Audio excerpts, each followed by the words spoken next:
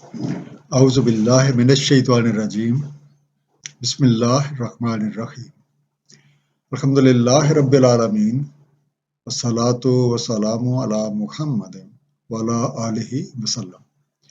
انشاءاللہ آج ہم سورہ انعام کا مطالعہ شروع کریں گے۔ ایک مکی سورت ہے، شان نزول کے لحاظ سے 55 نمبر پہ اور ترتیب قرآنی کے لحاظ سے 6 نمبر پہ۔ اس میں کل 165 آیات ہیں جو کہ 2 رکوع پہ مشتمل ہیں۔ اب تھوڑی سی وضاحت سورہ کے نام کے بارے میں۔ لفظ الانعام کا روٹ نعم، نون، عین اور میم ہے۔ نام سے مراد کوئی ایسی چیز یا کوئی ایسی کیفیت ہے جس سے راحت کا احساس ہو، اب چاہے وہ طبعی ہو یا غیر طبعی، اور اس کی جمع ہے انعام۔ اس مادے کے مفہوم میں خوشگواری، کشادگی، ملائمت، آسودگی، بلندی اور اذیت اور تکلیف سے دور رہنے کے پہلو موجود ہیں۔ اس مادے سے بننے الفاظ میں نعمت کا لفظ قرآن کریم میں بہت دفعہ استعمال ہوا ہے۔ سورہ دخان میں زندگی کی تمام آسودگیوں اور خوشحالیوں کو نعمت سے تعبیر کیا گیا ہے۔ وَنِعْمَةٍ كَانُوا فِيهَا فَاكِهِينَ، آیت نمبر 27 ہے سورہ دخان کی، اور نعمتیں وہ رہے جن میں مزے کرتے۔ اور سورہ النحل میں نعمت کے مقابلے میں ضرر کا لفظ جو ہے وہ استعمال کر کے اس کے مفہوم کو واضح کر دیا گیا ہے، جس کا ترجمہ ہے اور تمہیں جو کوئی بھی نعمت حاصل ہے وہ اللہ تعالیٰ کی طرف سے ہے، پھر جب تمہیں آ لیتا ہے کوئی ضرر تو پھر اسی سے فریاد کرتے ہو۔ اسی طرح لفظ نعمہ کا مفہوم لیا جاتا ہے بہت اچھا۔ سورہ الذاریات میں یہ استعمال ہوا ہے، ان اللہ نعمہ یعظکم بہ، بے شک اللہ تعالیٰ خوب وعظ فرماتا ہے تمہیں اس سے۔ لفظ انعام جمع کا صیغہ ہے اور اس کا واحد انعمو اور نعمو ہے۔ عرب عام طور پہ یہ لفظ اونٹ، بکری اور گائے کے لیے بولتے ہیں۔ سورہ انعام کی آیت نمبر 144 اور 145 میں یہ لفظ اونٹ، گائے، بھیڑ اور بکری ان چاروں کے لیے استعمال کیا گیا ہے۔ مختلف آیات کے مطالعے سے معلوم ہوتا ہے کہ الانعام سے مراد چرنے چگنے والے مویشی ہیں۔ ان کا دودھ پیا جاتا ہے، ان سے سواری اور بار برداری کا کام لیا جاتا ہے، ان کی اونٹ سے کپڑے بنائے جاتے ہیں، یہ کھالوں سے خیمے بنائے جاتے ہیں، نیز یہ وجہ زینت بھی ہیں اور ان کو کھایا بھی جاتا ہے۔ اس حوالے سے یہ اللہ تعالیٰ کی وہ نعمتیں ہیں جو اس نے ہمارے استعمال اور ہمارے فائدے کے لیے بنائی ہیں۔ اس دعا کے ساتھ کہ اللہ تعالیٰ ہم سب کو قرآن کریم کا صحیح مفہوم عطا فرمائے، آئیے مطالعہ قرآن کا آغاز کرتے ہیں۔ سورہ انعام رکوع نمبر 1 اور 2 جو کہ آیات 1 سے لے کے 20 پہ مشتمل ہیں۔ بسم اللہ الرحمن الرحیم، الحمد للہ الذی خلق السماوات والارض وجعل الظلمات والنور۔ حمد اللہ تعالیٰ ہی کی جس نے خلق فرمایا آسمانوں اور زمین کو اور بنایا ظلمات اور نور کو۔ ثم الذین کفروا بربہم یعدلون، پھر جو کفر کرتے ہیں اپنے رب کے برابر قرار دیتے ہیں۔ هو الذی خلقکم من طین ثم قضی اجلا، وہی جس نے خلق فرمایا تمہیں گارے سے پھر طے کر دی ایک اجل۔ واجل مسمى عنده ثم انتم تمترون، اور اجل مسمى اس کے یہاں سے پھر بھی تم تردد کرتے ہو۔ یعدلون عدل سے بنا، ہم پلہ قرار دیتے ہیں، برابری کا سلوک کرتے ہیں. equate with him. اجل مسمہ ایک مقرر شدہ یا طے کردہ مدت. a term specified. تم ترون مریض سے بنا، متردد ہوتے ہو، apprehensive. الحمدللہ یہ وہ کلمات ہیں جن کے ساتھ سورہ فاتحہ کا باقاعدہ آغاز ہوتا ہے، اور انہی الفاظ کے ساتھ سورہ انعام، سورہ الکاف، سورہ سبا اور سورہ فاطر کا آغاز ہوتا ہے.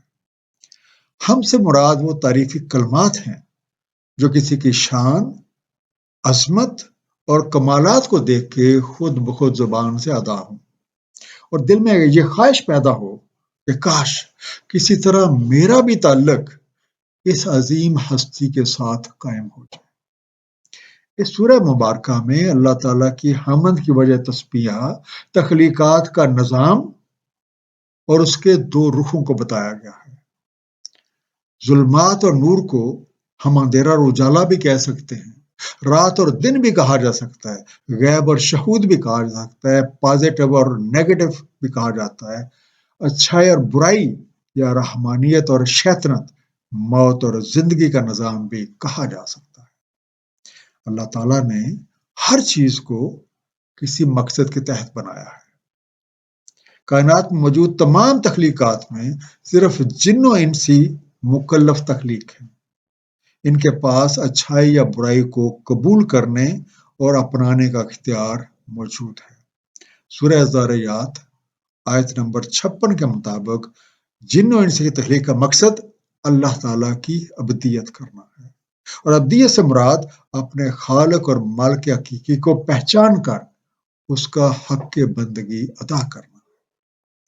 مقصد کی تخلیق کے لیے ضروری ہے کہ صلاحیتیں، وسائل اور مولت عمل بھی دی جائے تاکہ اس مقصد کے حصول کے لیے مطلوبہ جدوجہد کی جا سکے، اور اسی مولت عمل کا نام ہے اجل مسمہ. سورہ ملک آیت نمبر 2 میں زندگی کے دونوں رخوں اور اس کے مقصد کے حوالے سے ارشاد ہے، جس نے خلق فرمایا موت اور حیات کو تاکہ تمہیں جانچے کون تم میں سے عملاً احسن ہے، وہی عزت والا مغفرت فرمانے والا ہے. اور سورہ شمس کے پہلے 10 آیات میں تخلیق انسانی کے حوالے سے یہ بات واضح کر دی گئی ہے کہ ہر شخص کے اندر اچھائی اور برائی کے دونوں پہلو موجود ہیں.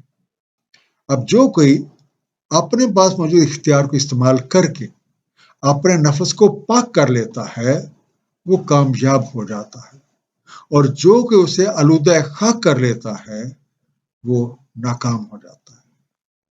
حقیقت اس قدر واضح ہونے کے باوجود اس کا انکار کرنا یا موت اور زندگی کی حقیقت سے متردد رہنا یا اس کے بارے میں شک و شبہ میں پڑے رہنے کی کون سی گنجائش بچتی ہے؟ زبانی طور پہ اس حقیقت کا اقرار کرنا لیکن اس کے تقاضوں کو نہ نبھانا، اس کی خاطر عملی جدوجہد نہ کرنا، یہ بھی انکار کی ایک صورت ہے.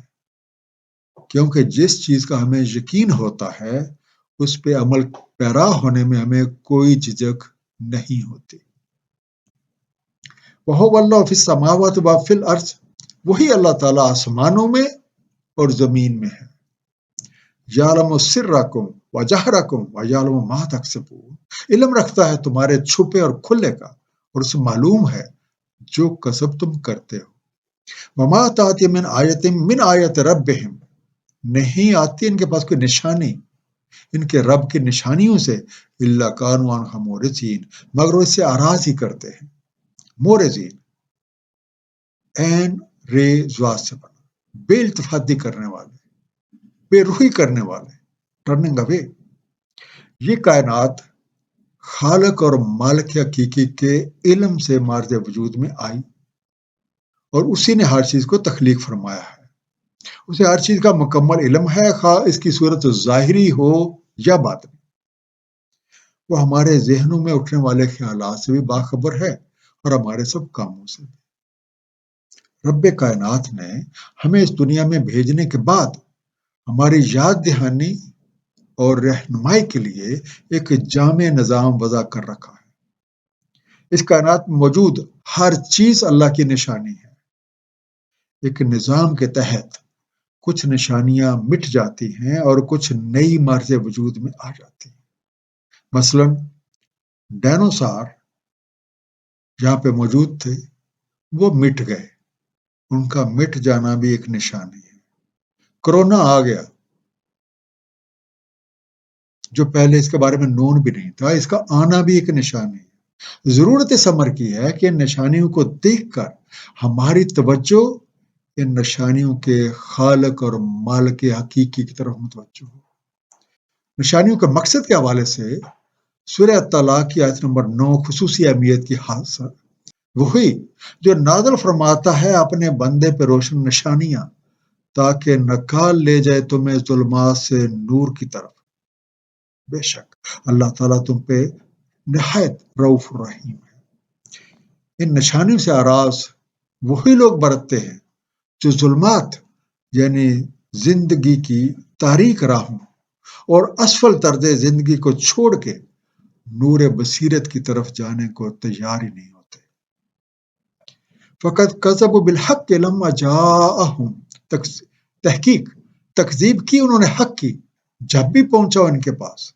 وسوف یاتیہم انباء ما کانوا بہ یستہزئون، تو عنقریب آ جائے گی ان کے پاس خبر جس کا وہ استہزاء کرتے رہے۔ کسی چیز کی تکذیب کی وجہ سے اس کے بارے میں کوئی الجھن، شک و شبہ، کوئی ذاتی مفاد یا تکبر ہی ہو سکتا ہے، ورنہ کون ذی شعور جو ہے وہ حق کو دیکھ کے اس کو تسلیم کرنے جو اس پہ عمل پیرا ہونے سے رکا رہے گا۔ جن لوگوں کے پاس نشانیاں پہنچ جائے اور بجائے ان پہ غور و فکر کرنے کے ان کا مذاق اڑاتے پھرے، تو ان کے انجام کے بارے میں سورہ الاحقاف کی آیت نمبر 26 میں ارشاد ہے، بس نہ کام آئی ان کی سماعت، نہ ان کی بصارت، نہ ان کے دل کچھ بھی، کیونکہ وہ ٹھکراتے رہے اللہ تعالیٰ کی نشانیوں کو، تو گھیر لیا انہیں اسی نے جس کے ساتھ وہ استہزاء کیا کرتے تھے۔ الم یروا کما اہلکنا من قبلہم من قرن، کیا نہیں دیکھا انہوں نے کتنی ہلاک کر دیا ہم نے اس سے پہلے کی سنگتیں۔ مکناہم فی الارض ما لم نمکن لکم وارسلنا السماء علیہم مدرارا وجعلنا الانہار تجری من تحتہم، ہم نے جماؤ دیا انہیں زمین میں، نہیں دیا ویسا جماؤ تمہیں، اور اتاری ہم نے ان پہ آسمان سے دھاریں اور ہم نے جاری کر دی نہریں ان کے نیچے۔ فَأَهْلَكْنَاهُمْ بِذُنُوبِهِمْ وَأَنشَأْنَا مِن بَعْدِهِمْ قَرْنًا آخَرِينَ، پھر ہم نے ہلاک کر دیا انہیں ان کی لغزشوں کے سبب، اور ہم نے پروان چڑھایا ان کے بعد اگلی سنگت کو۔ کرن کا روٹ ہے کاف رے نون، اور اس سے مراد ہے ایک ہی زمانے میں اکٹھے رہنے والے، اور آپ کہہ سکتے ہیں ہم عصر یا جنریشن بھی کہہ سکتے ہیں۔ مکناکم، ہم نے ان کو تمکن دیا، متمکن کیا، ٹھہراؤ دیا، we established them۔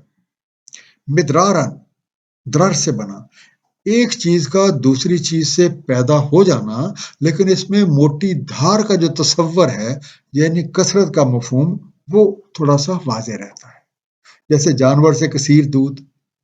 اور بعض اوقات یہ جن بادلوں سے موسلادھار بارش برستی ہے انہیں بھی مدرار کہتے ہیں، یا ہیوی شاور آپ کہہ سکتے ہیں۔ بذنوبہم، بسبب ان کی غلطیوں اور کوتاہیوں کے، آف دیئر ایول ڈیڈز۔ انشانا، انشانا کا روٹ ہے نشا، نون شین الف، بس نشو و نما کی، اٹھان دی، بریسٹ۔ اللہ تعالیٰ کی نشانیوں پہ غور و فکر کرنے والے یہ دیکھ سکتے ہیں کہ ان سے پہلے کتنے ہی لوگ جو زمین پہ بستے تھے ان کے پاس بے تحاشا وسائل اور بے تحاشا طاقت موجود تھی، اور ان کے آثار آج بھی ان کی صنائی پہ اور ان کی ترقی پر گواہ ہیں، لیکن جب ان لوگوں نے ظلمات کی راہ اپنائی تو مکافات عمل کے نتیجے میں ہلاک ہو گئے، اور نظام کائنات کے مطابق ان کو مٹانے کے بعد نئی نسلوں کو اٹھایا گیا۔ سورہ غافر آیت نمبر 21 میں ارشاد ہے، کیا انہوں نے سیر نہیں کی زمین میں؟ تو نظر ڈالتے کیسا ہوا انجام جو ان سے پہلے تھے، وہ اشد تھے ان سے قوت میں اور آثار کے لحاظ سے زمین میں، سو مواخذہ کیا ان کا اللہ تعالیٰ نے ان کی غلطیوں کے سبب، اور نہ تھا ان کے لیے کوئی اللہ تعالیٰ سے کوئی بچانے والا۔ وَلَوْ نَزَّلْنَا عَلَيْكَ كِتَابًا فِي قِرْطَاسٍ فَلَمَسُوهُ بِأَيْدِيهِمْ، اگر ہم نازل فرما دیتے آپ پہ کتاب کاغذ میں لکھی ہوئی تو وہ لمس کرتے اس کا اپنے ہاتھوں۔ لَقَالَ الَّذِينَ كَفَرُوا إِنْ هَٰذَا إِلَّا سِحْرٌ مُّبِينٌ، ضرور کہتے کافر نہیں ہے یہ مگر ایک سحر سری، یا آپ کہہ لیں کھلا جادو۔ وَقَالُوا لَوْلَا أُنزِلَ عَلَيْهِ مَلَكٌ، اور کہتے ہیں کیوں نہیں نازل کیا گیا ان پہ کوئی فرشتہ۔ وَلَوْ أَنزَلْنَا مَلَكًا لَّقُضِيَ الْأَمْرُ ثُمَّ لَا يُنظَرُونَ، اور اگر ہم نازل فرماتے کوئی فرشتہ ضرور چکا دیا جاتا معاملہ، پھر نہ کرنا پڑتا انہیں کوئی انتظار۔ کرتاسن، کاغذ یا ہر وہ چیز جس پہ کچھ لکھا ہوا ہو، آپ پرچمنٹ بھی کہہ سکتے ہیں، پیپر بھی کہہ سکتے ہیں۔ فلمس ہوا، لمس سے بنا، ٹٹولتے، گروپنگ، فیلنگ، پروبنگ، جنظرون، نظر سے بنا، ان کو کچھ مہلت مل جاتی، ٹائم لیگ۔ غور و فکر سے عادی لوگوں کی حالت یہ ہے کہ اگر ان کے پاس کوئی لکھا لکھایا نوشتہ بھی نازل ہو جائے اور جسے یہ اپنے ہاتھوں سے چھو کر بھی دیکھ لیں، تب بھی یقین لانے کی بجائے اسے جادو ٹونا ہی قرار دیتے ہیں، اور یہ بھی کہتے ہیں کہ یہ کتاب لانے والے کے ساتھ کوئی فرشتہ کیوں نہیں اترا۔ بھئی فرشتے کسی مقصد کی تکمیل کے لیے اتارے جاتے ہیں، کوئی کام کرنے کے لیے اتارے جاتے ہیں، اور جب وہ اتارے جاتے ہیں تو پھر وہ قصہ نپٹا دیا جاتا ہے، اور انکار کرنے والوں کو کوئی مہلت نہیں ملتی۔ اس طرح کا مطالبہ صرف وہی لوگ کر سکتے ہیں جنہیں نہ تو موت کا یقین ہے اور نہ انہیں اس بات کا یقین ہے کہ انہیں اپنے رب کے حضور پیش ہو کے اپنے اعمال کا حساب دینا ہے۔ سورہ الفرقان آیت نمبر 21 میں ارشاد ہے، اور وہ کہتے ہیں جو نہیں امید رکھتے ہم سے ملاقات کی، کیوں نہیں نازل ہوئے ہم پہ فرشتے یا ہم دیکھ لیتے اپنے رب کو۔ تحقیق تکبر رکھتے ہیں یہ اپنے انفس میں اور سر چڑھ رہے ہیں بڑی اکڑ سے۔ وَلَوْ جَعَلْنَاهُ مَلَكًا لَجَعَلْنَاهُ رَجُلًا وَلَلَبَسْنَا عَلَيْهِمْ مَا يَلْبِسُونَ، اور اگر ہم بنا دیتے کوئی فرشتہ تب بھی بناتے ایک مرد، اور ہم ضرور التباس میں ڈالتے انہیں جس التباس میں یہ پڑے ہوئے ہیں۔ وَلَقَدِ اسْتُهْزِئَ بِرُسُلٍ مِّن قَبْلِكَ وَحَاقَ بِالَّذِينَ سَخِرُوا مِنْهُم مَّا كَانُوا بِهِ يَسْتَهْزِئُونَ، تحقیق استہزاء کیا گیا رسولوں سے آپ سے پہلے، تو آ گھیرا جنہوں نے تمسخر کیا تھا ان میں سے اسی چیز نے جس کا وہ استہزاء کیا کرتے تھے۔ لالا بسنا، ہم ضرور تلبیس کر دیتے۔ Certainly we would have obscured or certainly we would have camouflaged۔ اگر ہم ایک عام آدمی کی بات کریں تو اسے فرشتے نظر ہی نہیں آتے۔ اب اگر اللہ تعالیٰ اپنا پیغام رساں بھیج کے کسی فرشتوں کو بھیجتے تو تب بھی کسی مرد کی شکل میں ہی بھیجتے، اور اسے دیکھ کر بھی لوگ اسی شک و شبے میں پڑ جاتے جس میں اب پڑے ہوئے ہیں۔ تاریخ گواہ ہے کہ جب بھی کسی نے لوگوں کے سامنے پیغام حق بیان کیا تو اس کا مذاق ہی اڑایا گیا، اور یہ بھی ایک حقیقت ہے کہ جن لوگوں نے بھی ایسے کام کیے وہی بات ان پہ آ پڑی۔ سورہ غافر آیت نمبر 83 میں ارشاد ہے، پس جب آئے ان کے پاس رسول دلائل روشن کے ساتھ، اتراتے رہے اس پہ جو علم ان کے پاس تھا، گھیر لیا انہیں جس کا وہ استہزاء کرتے۔ کل سیروا فی الارض، کہہ دیں سیر کرو زمین میں، ثم انظروا کیف کان عاقبۃ المکذبین، پھر نظر ڈالو کیسی عاقبت ہوئی تکذیب کرنے والوں کی۔ کل من ما فی السماوات والارض، کہہ دیں کس کے لیے ہیں جو آسمانوں اور زمین میں ہے۔ کل اللہ، کہہ دیں اللہ تعالیٰ کے لیے۔ کتب علی نفس الرحمہ، لکھ رکھی ہے اس نے اپنے اوپر رحمت، آپ کہہ لیں فرض کر رکھی ہے اس نے اپنے اوپر رحمت۔ لَیَجْمَعَنَّکُمْ إِلَىٰ یوم القیامۃ لا ریب فیہ، تمہیں ضرور جمع کرتا ہے یوم القیامہ کی طرف، نہیں کچھ غیر یقینی اس میں۔ الذین خسروا انفسهم فهم لا یؤمنون، جنہوں نے خسارے میں ڈال رکھا ہے اپنے آپ کو سو وہی ایمان نہیں لاتے. سیرو چلو پھرو، ٹریول، گو اراؤنڈ، آگے باتوں، انجام کار، اینڈ رزلٹ، مکذبین جھٹلانے والے، حق بات کو جاننے اور تسلیم کرنے کے باوجود اس کا حق نہ ادا کرنے والے، ریجیکٹرز. ذرا زمین کی سیر کر کے دیکھ، جن لوگوں نے بھی رائے حق سے بغاوت کی راہ اپنائی اور اپنی من مرضیوں کو ہی مقدم رکھا، ان کا انجام یہ کھنڈر، اجڑی بستیاں اور ویران محلات کی صورت میں موجود ہے، اور دیکھنے والوں کے لیے ایک عبرت ہے. ان کی کہانیاں تاریخ کی کتابوں میں محفوظ ہیں. ان نشانیوں کے مشاہدے اور تاریخ کے مطالعہ سے ان وجوہات کا بآسانی پتہ چل جاتا ہے جس کی وجہ سے ان لوگوں کا یہ انجام ہوا. سورہ الحج آیت نمبر 45 میں ارشاد ہے، تو کتنی ہی بستیاں ہم نے ان کا ہلاک کر دیا اور وہ تھے ظلم کرتے، گری پڑی ہے اپنے چھتوں کے بل، اور کنویں معطل شدہ اور محلات ویران پڑے ہوئے. یہ ساری نشانیاں اپنی خاموش زبان سے اعلان کر رہی ہیں اس کائنات میں سب کچھ اللہ وحدہ لا شریک کا ہے. اس نے یہ کائنات اپنی پہچان کی خاطر بنائی ہے، اور اس مقصد کے لیے ہمیں اپنے صفات سے نوازا ہے. اس مقصد کے حصول کے لیے ہمیں ہر طرح کے مادی اور غیر مادی وسائل مہیا کیے. اس نے اپنے اوپر رحمت فرض کر رکھی ہے، اس لیے بار بار ہمیں مواقع دیتا ہے، مہلت دیتا ہے، ہماری رہنمائی کا بندوبست فرماتا ہے. یہ وہ حقائق ہے جن سے کوئی حق درم شخص اور ناعقبت نشیں ہی انکار کر سکتا ہے. وَلَوْ مَا سَكَنَ فِي اللَّيْلِ وَالنَّهَارِ، اسی کا ہے جو سکونت کیے ہے لیل و نہار میں. وَهُوَ السَّمِيعُ الْعَلِيمُ، اور وہ سمیع ہے، علیم ہے.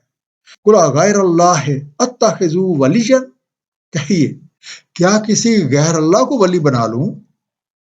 فاطر السماوات والارض وهو يطعم ولا يطعم، صفات سے بھر دیا آسمان اور زمین کو، اور وہ کھلاتا ہے اور نہیں اسے کھلایا جاتا.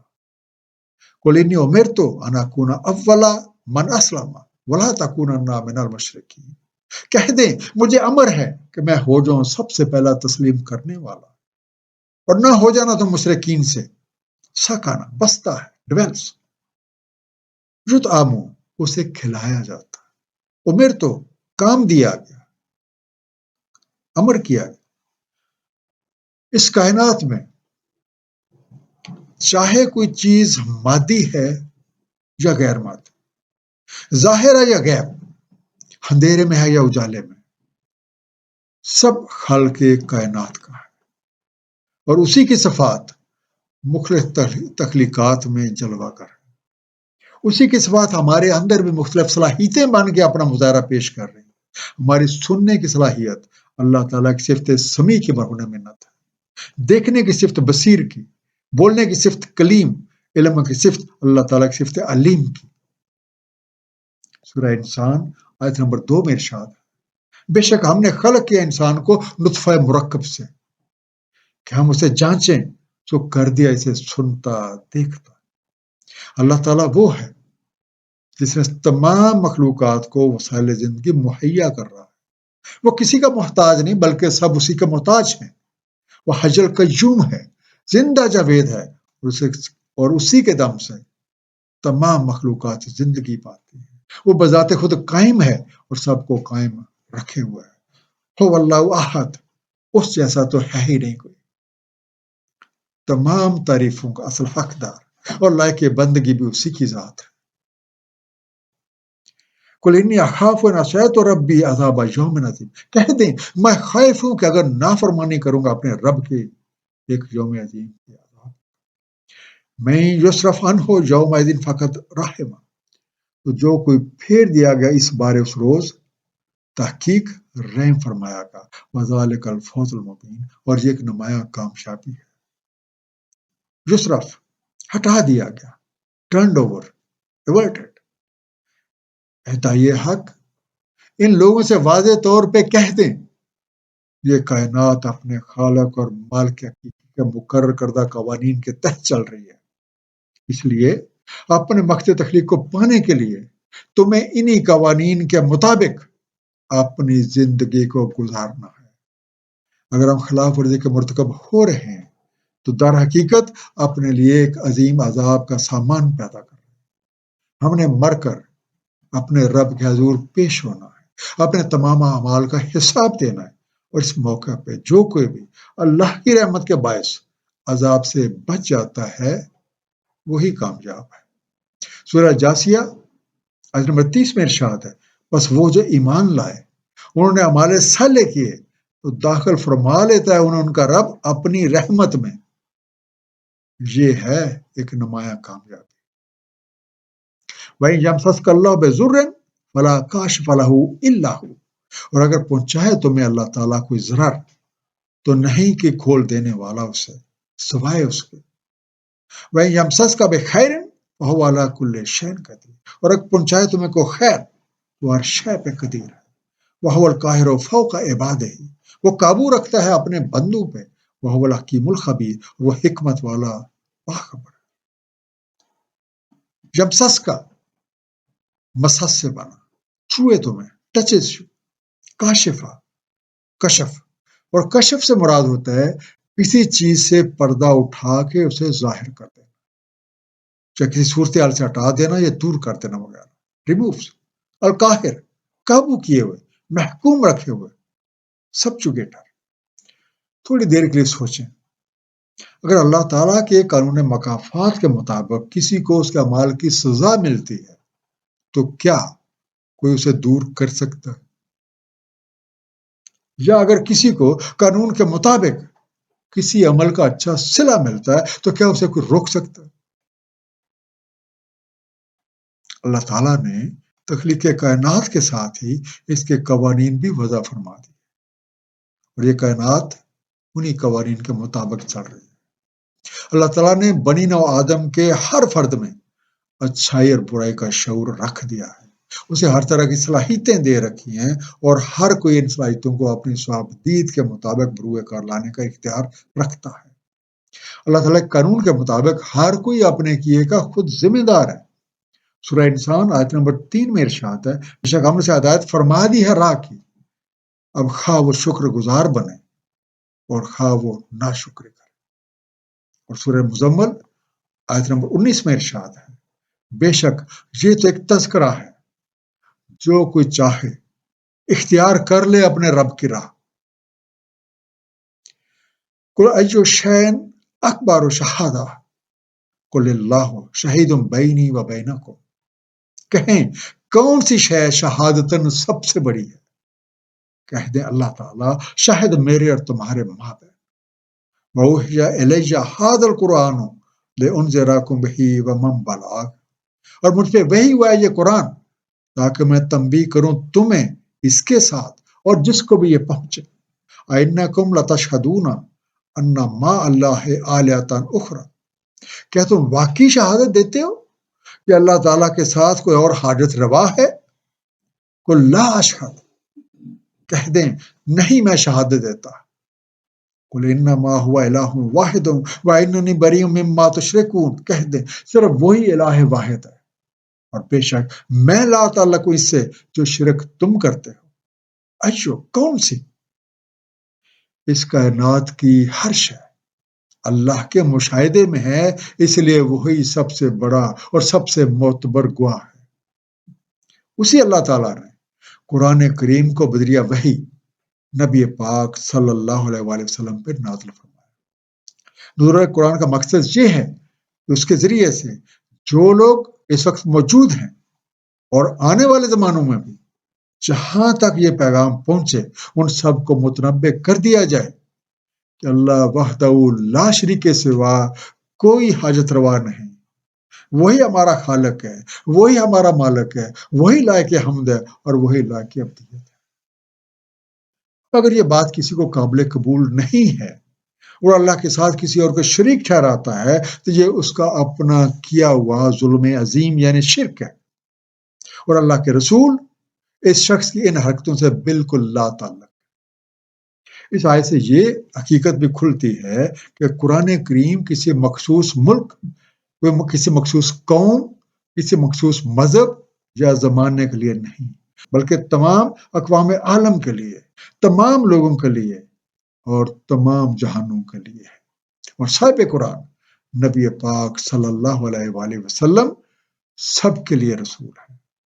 سورہ ابراہیم آیت نمبر 1 میں ارشاد ہے، الف لام را، یہ کتاب ہم نے نازل کیا تمہاری طرف تاکہ آپ نکال لائیں لوگوں کو ظلمات سے نور کی طرف، ان کے رب کے اذن سے، اس کے راستے کی طرف جو عزیز و حمید ہے۔ اسی لیے بنی آدم کی نجات کا واحد راستہ قرآن کریم پہ نبی پاک صلی اللہ علیہ وآلہ وسلم کی سنت مبارکہ کے مطابق عمل پیرا ہونے میں ہے۔ الذین آتیناہم الکتاب یعرفونہ کما یعرفون ابناءہم، جن کو ہم نے دی ہے کتاب، وہ پہچانتے ہیں اس کو جیسے پہچانتے ہیں اپنے بیٹوں کو۔ الذین خسروا انفسہم فہم لا یؤمنون، لیکن جو خسارے میں ڈالے ہوئے ہیں اپنے آپ کو، سو وہ ایمان نہیں لاتے۔ جن لوگوں کے پاس کتاب کا علم موجود ہے وہ نے حقائق کو بہت اچھی طرح پہچانتے ہیں۔ جو لوگ صاحب قرآن کو اس طرح سے پہچانتے ہیں جیسے وہ اپنے بیٹوں کو پہچانتا ہے، اس کی وجہ یہ ہے کہ نبی پاک صلی اللہ علیہ وسلم کے اوصاف اور آپ کی نعت پہلی کتابوں میں بیان ہو چکی ہے۔ اب صرف وہی لوگ جو اپنے آپ کو اندھیروں کا مسافر بنائے رکھنے پہ بضد ہیں، وہ ایمان نہیں لاتے۔ اس صورت میں ان حقائق پر ایمان لانے اور نہ لانے والوں کا انجام کیسے برابر ہو سکتا ہے؟ سورہ رعد آیت نمبر 16 میں ارشاد ہے، کہہ دیں کیا مساوی ہیں اندھا اور بصارت والا؟ کیا مساوی ہیں ظلمات اور نور؟ کیا ٹھہرا لیے انہوں نے اللہ تعالیٰ کے کچھ شریک جنہوں نے کچھ خلق کیا اور جیسا خلق فرمایا اللہ تعالیٰ نے؟ تو کیا مشتبہ ہو گیا خلق ان پہ؟ کہہ دیں اللہ تعالیٰ خالق ہے ہر شے، وہ واحد ہے، سب پر حاوی ہے۔ ایک مختصر سا خلاصہ ان دونوں رکوع کا، اللہ تعالیٰ کی حمد کی ایک وجہ ہر شے کو دو رکوعوں پہ تخلیق کرنا ہے، جیسے ظلمات اور نور، رات اور دن، غیب اور شہود، پازیٹیو اور نیگیٹو، اچھائی اور برائی، یا رحمانیت اور شیطنت، موت اور زندگی۔ یہ دونوں رخ بیک وقت ہر چیز میں موجود ہوتے ہیں، اور ان دونوں میں سے ایک رخ غالب اور دوسرا مغلوب ہوتا ہے، اور یہ دونوں رخ قانون ربی کے مطابق ایک دوسرے میں بدلتے رہتے ہیں، مثلا رات سے دن اور دن سے رات۔ اللہ تعالیٰ نے ہر چیز کو مقصد کے تحت تخلیق کیا ہے، ہر چیز اپنے کام میں لگی ہوئی ہے۔ ان مخلوقات میں سے جن و انس کو ایک حد تک اختیار حاصل ہے، جس کی وجہ سے یہ اپنی صلاحیتوں کے استعمال کے جواب دہ ہیں۔ ہمارے اندر اچھائی اور برائی کا شعور موجود ہے، ہمیں زندگی کا مقصد حاصل کرنے کے لیے تمام ضروری صلاحیتیں اور وسائل فراہم کر دیے گئے ہیں، ملت عمل بھی دی گئی ہے، اور مزید برآں ہماری رہنمائی کا بندوبست فرما دیا گیا۔ رہنمائی کے انتظام کے تحت آسمانی کتابیں نازل ہوئیں اور ان کی تعلیم کے لیے انبیاء کرام اور رسول تشریف لائے۔ نبی پاک صلی اللہ علیہ وآلہ وسلم سلسلہ انبیاء کے خاتم ہیں۔ آپ پہ قرآن کریم نازل ہوا جو تمام اقوام عالم کے لیے رہنما کتاب، اور آپ صلی اللہ علیہ وسلم سب کے لیے رسول ہیں۔ اس لیے اپنے نجات کا واحد ذریعہ قرآن کریم پہ نبی پاک صلی اللہ علیہ وآلہ وسلم کی سنت مبارکہ کے مطابق عمل کرنے میں ہے۔ اللہ تعالیٰ کی نشانیاں ہر طرف پھیلی ہوئی، اس کائنات میں، ہماری زمین میں، اور ہمارے اپنے اندر بھی۔ ہم سے پہلے نامعلوم کتنے لوگ آئے اور چلے گئے، اور ان کے آثار زمین میں موجود ہیں۔ اچھے لوگوں کا نام آج بھی زندہ ہے، اور بروں کا نشان مٹ چکا ہے۔ جاب جاب پھیلے ہوئے کھنڈر، ویران پڑے ہوئے ملات اس بات کی گواہی دے رہے ہیں کہ جس کسی نے بھی اللہ تعالیٰ اور اس کے رسولوں سے بغاوت کی وہ مٹ گیا۔ نور اور ظلمات یعنی رحمانیت اور شیطنت کی راہیں بالکل واضح ہیں، اور اس راستے کا انتخاب ہمارے اپنے ہاتھ میں ہے۔ اللہ تعالیٰ ہم سب کو قرآن کریم کا صحیح مفہوم عطا فرمائے اور ہمیں اس پہ نبی پاک صلی اللہ علیہ وسلم کی سیرت تجربہ کے مطابق عمل کرنے کی توفیق دے۔ صدق اللہ العلی العظیم، صلی اللہ تعالی علی حبیب محمد وآلہ وسلم۔